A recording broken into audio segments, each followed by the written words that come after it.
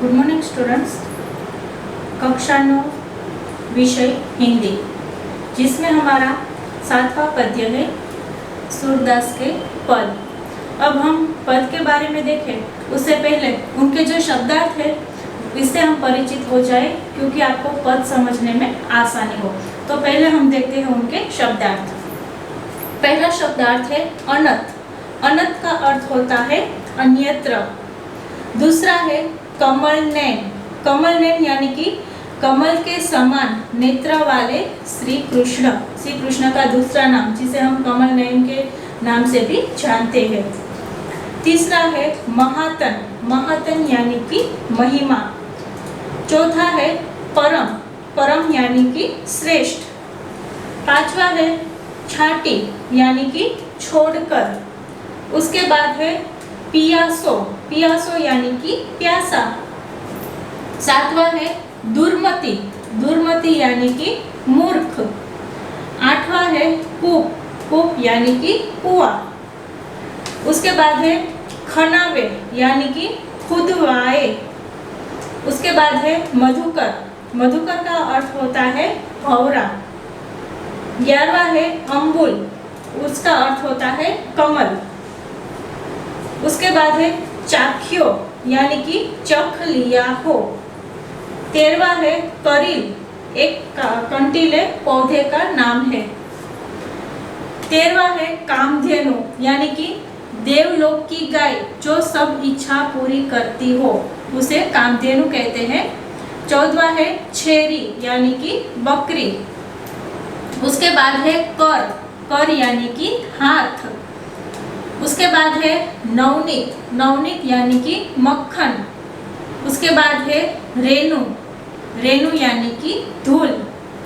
उसके बाद मंडित। मंडित यानी कि सुशोभित। उसके बाद है दधी।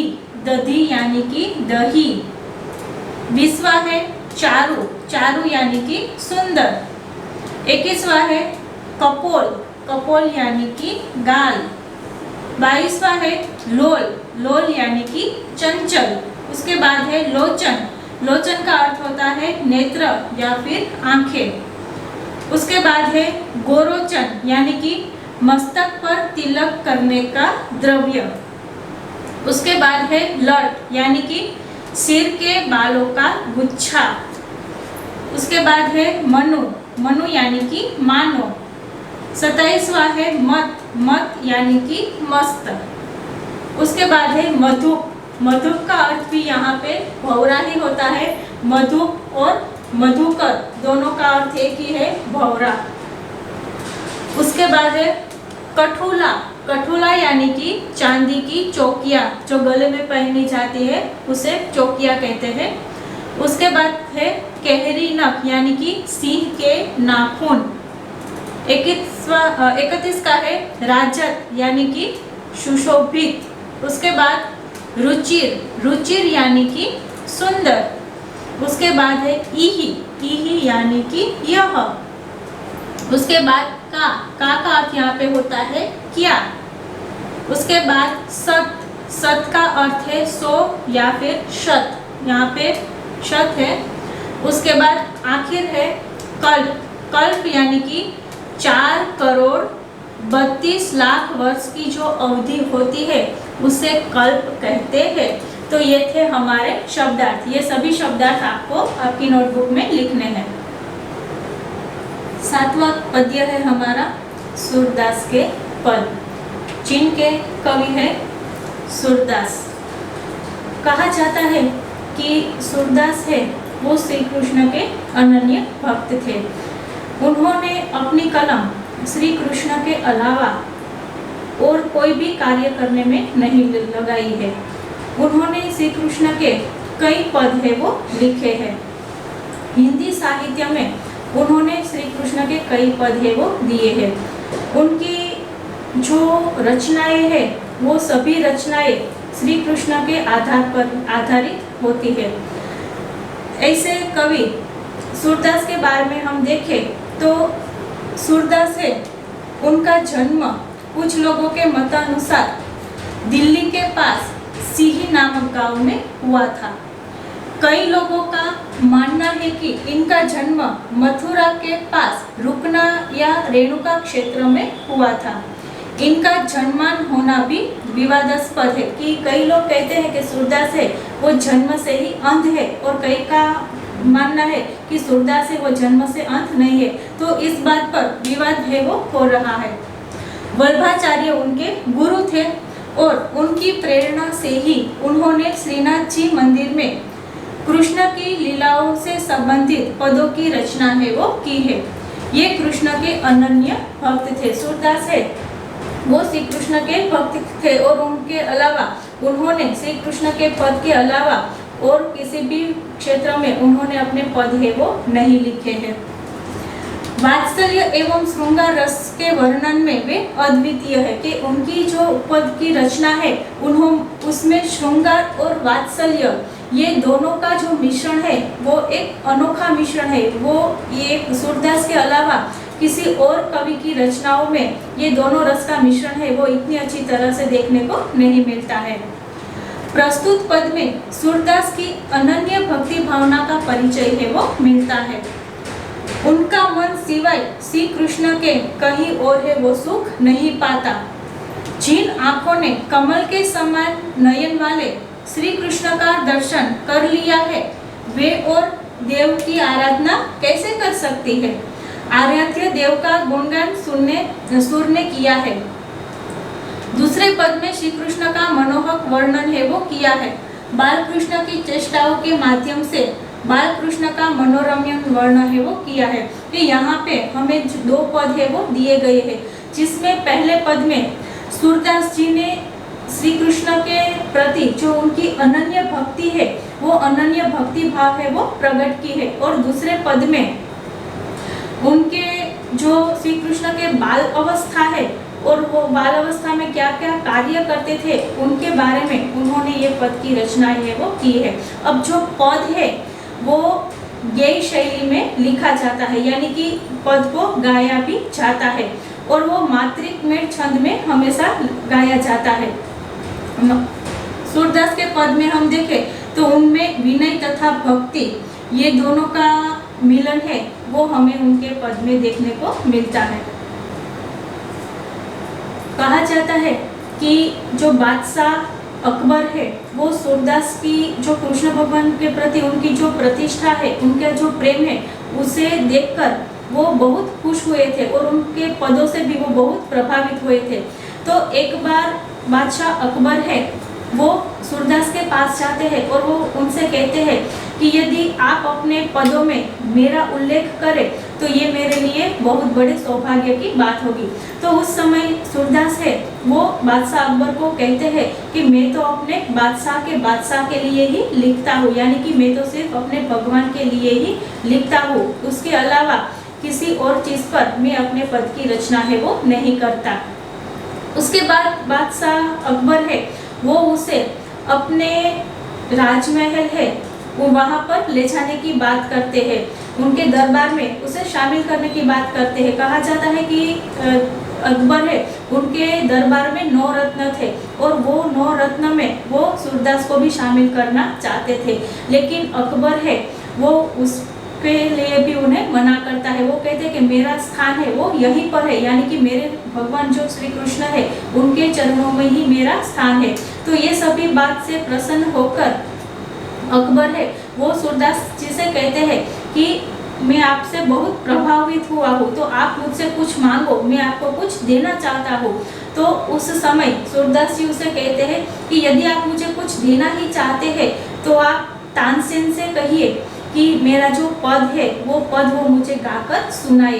तो उस समय तानसेन है वो सूरदास जी को उनके पद की रचनाएं है वो गाकर सुनाता है और वही जो पद है वो हमें यहाँ पर पद्य के रूप में दिए गए हैं। तो आज हम वही पद है वो पढ़ने वाले हैं। पहले हम पद का पठन करेंगे उसके बाद उसका अर्थ है वो देखेंगे। पढ़ते हैं।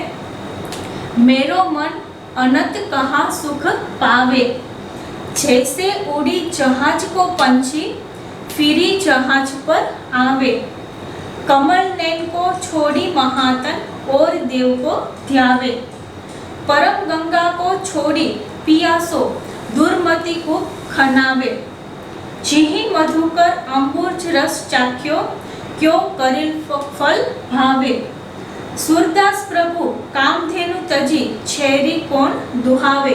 कि ये जो पद है वहाँ पे सूरदास जी ने अपनी जो श्री कृष्ण की अनन्य भक्ति है, उनका जो श्री कृष्ण के प्रति जो भाव है, वो भाव को इस पद के द्वारा उन्होंने हमें दिखाया है। तो हम अब इसका अर्थ देखते हैं। सूरदास है वो श्री कृष्ण से कहते हैं कि मेरो मन अनंत कहाँ सुख पावे।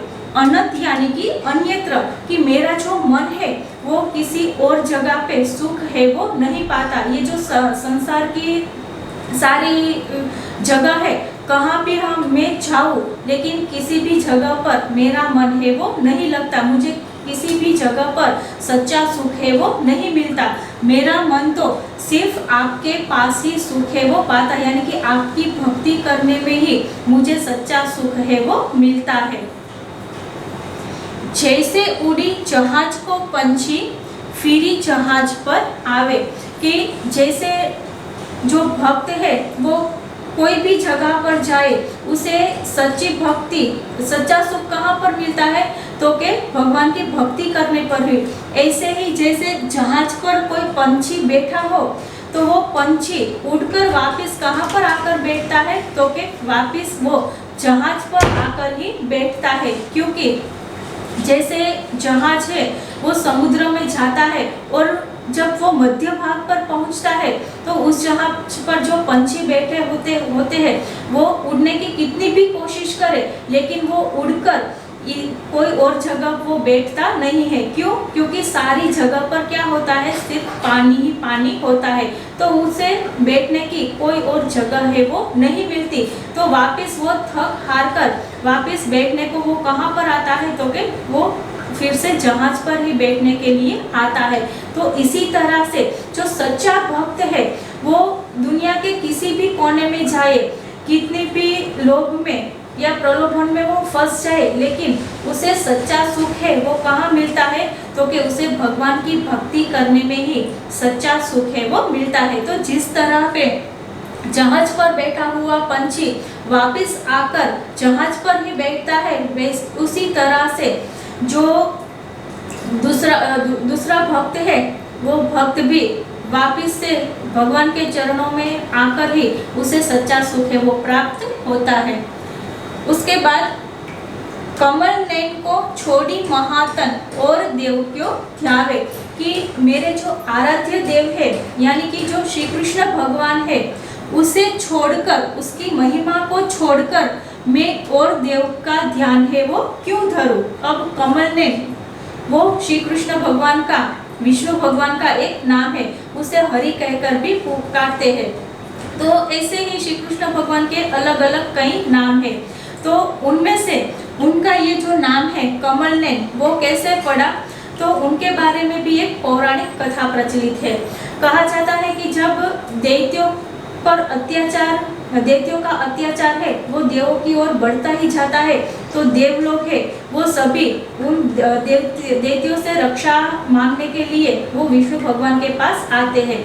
और विष्णु भगवान है वो उनकी सहायता करने के लिए वैकुंठ में से वाराणसी आते हैं, और वाराणसी में मणिकर्णिका घाट पर सुबह सूर्य स्नान है वो करते हैं, और साथ ही साथ 1000 कमल पुष्प से वो शंकर भगवान जो शंकर है उनकी आराधना मंत्रोच्चार से करते हैं। तो जब वो 999 कमल पुष्प है वो शिव जी को अर्पण करते हैं, लेकिन जब आखिरी पुष्प है उनका जो कमल है वो गायब हो जाता है, यानी कि उनकी जो पूजा है वो अधूरी रह जाती है। उनकी परीक्षा लेने के लिए ही भगवान शंकर ने वो पुष्प है वो गायब कर दिया था। तो विष्णु भगवान है वो सोचते हैं कि यदि मैं 1000वां पुष्प नहीं चढ़ाऊंगा तो मेरी जो पूजा है वो अधूरी रह जाएगी और देवों की मैं रक्षा है वो नहीं कर पाऊंगा। तो इसीलिए वो अपना एक नेत्र निकालकर भगवान शिव को अर्पण करते हैं। तो इस बात से भगवान शिव है वो प्रसन्न होते हैं और भगवान विष्णु है इसे तीनों लोक का स्वामी है वो बनाते हैं और साथ ही उसे सुदर्शन चक्र भी देते हैं जिससे वो सभी दैत्यों का नाश करते हैं। तो उसी तरह से उनका नाम है वो कमल नयन है वो पड़ा है। तो ऐसे जो मेरे भक्त है, ऐसे जो मेरे भगवान है यानी कि भगवान श्री कृष्ण है, तो उनकी महिमा को छोड़कर मैं किसी और देव का ध्यान है वो मैं क्यों धरूं। परम गंगा को छाटी पियासो दुर्मति को खनावे, कि गंगा नदी है वो कैसी है, परम यानी कि पवित्र। हमारे हिंदू धर्म में गंगा नदी को पवित्र नदी है वो माना जाता है। कहा जाता है कि गंगा नदी में स्नान करने से हमारे कई जन्मों के पापों का नाश है वो होता है और लोग है वो पवित्र और शुद्ध हो जाते हैं। तो ऐसी पवित्र गंगा नदी यदि मेरे सामने है तो मैं, यदि कोई प्यासा है तो उसे प्यास लगती है तो वो गंगा जल का पानी ही पिएगा। दुर्मति कूप खनावे, दुर्मति यानी कि मूर्ख, कूप यानी कि कुआं, खनावे यानी कि खोदना, कि कोई मूर्ख व्यक्ति ही होगा कि जब प्यास लगती है और उसके सामने गंगा नदी है तो वो जो कुआं खोदने बैठेगा। गंगा नदी का महत्व हमारे शास्त्रों में अधिक दिया गया है। गंगा नदी को देव नदी या सूर नदी भी कहा जाता है। माना जाता है कि विष्णु भगवान के पैरों से गंगा नदी की उत्पत्ति हुई है और शिव की जटा में उनका वास है। तो ऐसी परम पवित्र गंगा नदी है वो मेरे सामने है और माना जाता है कि गंगा नदी के घाट पर जो भी तीर्थ स्थान है उनका महत्व दूसरे तीर्थ स्थानों से भी अधिक महत्व है।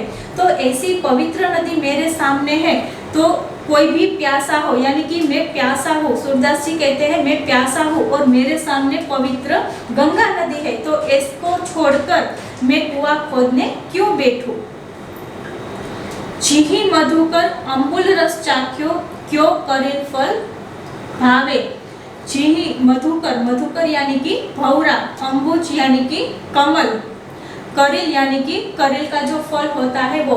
तो यहाँ पे सूरदास जी है वो कहते हैं कि जिस भौरे ने कमल समान जो मधुर रस है वो चख लिया है, उसके बाद उसे करेल का जो रस होता है, करेल फल का जो कड़वा रस होता है वो उसको अच्छा नहीं लगता। यहाँ पे हमें श्रेष्ठ जो वस्तु होती है उनका महत्व है वो दिखाई देता है कि हमें हमेशा जो श्रेष्ठ वस्तु है उसका ही आशा है वो रखनी चाहिए। जो भी निम्न कक्षा की चीजें होती है उनकी हमें कभी भी आश है वो नहीं रखनी चाहिए। जिस तरह से भौरा होता है वो कमल का रस एक बार चख ले तो उसके अलावा उसे और कोई रस है वो अच्छा नहीं लगता, उसी तरह से हमें भी जब हम श्री कृष्ण की भक्ति में डूब जाते हैं तो उसके अलावा हमें और किसी भी जगह पर हमारा ध्यान है वो नहीं लगता है। सूरदास प्रभु कामधेनु तजी छैरी कौन दुहावे। यहाँ पे सूरदास कहते हैं कि जिसके पास कामधेनु जैसी गाय हो तो उसे छोड़कर छैरी यानी कि बकरी, दुहावे यानी कि दोना, तो कामधेनु गाय को छोड़कर कोई बकरी दुहाने क्यों बैठे। कामधेनु है वो गोलोक की गाय है। माना जाता है कि जब समुद्र मंथन हुआ था देवों और दानवों में तो उस समुद्र मंथन के दौरान कामधेनु गाय है वो उनमें से उत्पन्न हुई थी और उस गाय में 33 करोड़ देवी देवताओं का वास है। आज भी हम गाय को एक पूजनीय मानते हैं, माता के समान है वो मानते हैं। तो सभी इच्छा पूर्ण करने वाली कामधेनु गाय यदि मेरे पास है तो मैं बकरी को दुहाने क्यों बैठूं। तो इस तरह से ये जो पद है उसमें सूरदास जी ने अपनी श्री कृष्ण के प्रति जो अनन्य भक्ति है वो भक्ति का वर्णन उन्होंने इस पद में दिया है। अब हम उसके दूसरे पद को देखें। दूसरे पद में शोभित कर नवनीत लिए हुटुरुन चलन रेणु तन मंडित मुख दधी लेप किए चारु कपोल लोल लोचन घोरोचन तिलक दिए लट लटकनी मनुमत मधुपगन मादक मधु ही पिए कठुला कंठ ब्रज के हरिनक राजन रुचि हिए धन्य सुर एको पल इहि सुख का सत कल्प जिए। ये जो दूसरा पद है, उस पद में कवि सूरदास जी ने हमें जो श्री कृष्ण भगवान है उनके बाल्य अवस्था का वर्णन है वो इस पद में हमें दिया है। हम देखते हैं, शोभित कर नवनीत लिए, नवनीत यानी कि मक्खन, कर यानी कि हाथ, शोभित यानी कि सुशोभित, के बाल कृष्ण है वो अभी छोटे हैं और जो यशोदा मैया ने ताजा ताजा मक्खन निकाला है वो मक्खन वो अपने हाथ में लिए आंगन में इधर इधर वो घूम रहे हैं। तो वो जो पूरा दृश्य है वो एक मनोहर दृश्य है, वो देखना जो ये है वो हमारे लिए बहुत बड़ी सौभाग्य की बात है। तो उनके हाथ में जो मक्खन है वो बहुत शोभायमान हो रहा है। घुटुरी चलन रेणु तन मंडित मुख दधी लेप किए, कि घुटुरीन यानी कि घुटनों के बल चलना, रेणु, रेणु यानी कि धूल, और मंडित यानी कि सुशोभित, तन यानी कि शरीर, कि जब श्री कृष्ण भगवान है वो घुटनों के बल चल रहे हैं तो उस समय उनके शरीर पर धूल मिट्टी है वो लग गई है और वो धूल मिट्टी वाला शरीर है वो बहुत सुशोभित यानी कि बहुत अच्छा है वो लग रहा है। और साथ ही उसके मुख पर दधी यानी कि दही, उसके मुख पर दही का लेप भी लगा हुआ है। तो यहाँ पे जो बाल कृष्ण का वर्णन है वो कितनी अच्छी तरह से सूरदास जी ने हमें दिया है कि सबसे पहले तो वो जब आंगन में मक्खन लेकर इधर उधर घूम रहे हैं, उसके बाद वो जब घुटनों के बल चल रहे हैं तो उनका जो पूरा शरीर है वो धूल मिट्टी से भरा हुआ है। तो वो धूल मिट्टी से भरा हुआ शरीर भी बहुत शोभायमान है वो हो रहा है, और साथ ही उसके मुख पर जो दही का लेप लगा हुआ है वो लेप भी अच्छा है वो लग रहा है। चारु कपोल लोल लोचन भोरोचन तिलक दिए। चारु कपोल, चारु यानी कि गाल और कपोल यानी कि अच्छा, के उनके जो गाल है वो भी बहुत अच्छे दिख रहे हैं और उनकी जो लोचन है, लोचन यानी कि नयन या फिर नेत्र, उनके जो नेत्र है वो भी बहुत बड़े विशाल और चंचल है। और उन्होंने अपने मस्तक पर भोरोचन का तिलक है वो किया है। तो इस तरह से उनकी शोभा में अभिवृद्धि है वो हो रही है। लट लटकिन मनुमत मधुपगन मादक मधु ही पिए, कि यहाँ पर हम सबको पता है कि भगवान श्री कृष्ण है उनके बाल है वो घुंघराले थे। तो उनके जो घुंघराले बाल है तो जब वो घुटने पर चलते हैं तो उनके घुंघराले बालों की जो लटे है वो उनके गाल पर है वो आ रही है। तो ये जो पूरा दृश्य है ऐसा दिख रहा है जैसे कोई मधुकर है यानी कि कोई भौरा है वो मदमस्त होकर इधर उधर है वो उड़ रहा है, यानी कि जैसे कोई नशे युक्त पदार्थ हमने लिया हो और जैसे मदिरा हमने पी हो और हम मदमस्त होकर नाचते हैं, तो उसी तरह से भौरा है उन्होंने भी कोई मधुर रस का पान किया हो और वो मधुर रस का पान करके इधर उधर जैसे घूमते हैं उसी तरह से श्री कृष्ण भगवान के गाल पर जो काले घुंघराले बालों की जो उनकी लट है वो मस्त होकर नाच रही है, इधर उधर है वो घूम रही है। कठुला कंठ व्रज के हरिनक राजत रुचित हिये, कि उनके गले में जो उन्होंने चांदी की माला पहनी हुई है वो माला बहुत शोभायमान है वो हो रही है। और साथ ही केहरी के नख, केहरी यानी कि सिंह, सिंह के नाखून वाली जो उन्होंने गच्छी पहनी हुई है वो भी बहुत शोभायमान है वो हो रही है। तो यहाँ पे उनका जो श्री कृष्ण का पूरा दृश्य है वो सूरदास जी ने बहुत अच्छी तरह से इस पद में हमें वर्णित किया गया है। और आखिर कहते हैं कि धन्य सुर एको पल इहि सुख का सत कल्प जिए, कि सूरदास एक ऐसे पल को देखकर धन्य हो जाते हैं कि जिस समय उन्होंने श्री कृष्ण की ऐसी जो बाल्यावस्था की जो क्रीड़ाएं उन्होंने देखी है, यदि सूरदास जी को ये सब देखने को मिल जाए तो वो एक ही पल में अपनी सारी जिंदगी है वो जी ले, का सत कल्प जिए। यदि उन्होंने ये सुख नहीं पाया तो भगवान उन्हें कितनी भी लंबी आयुष्य दे, वो 100 साल जिए या करोड़ों साल जिए, फिर भी उसे उतना आनंद नहीं मिलेगा जितना आनंद, जितना सुख उसे ये एक पल में ही मिलेगा। कैसा आनंद? तो कि जो श्री कृष्ण भगवान की जो बाल लीला है वो देखने का आनंद। तो इस तरह से इस पद में सूरदास जी ने श्री कृष्ण की जो बाल्यावस्था का वर्णन है वो हमें इस पद में दर्शाया है।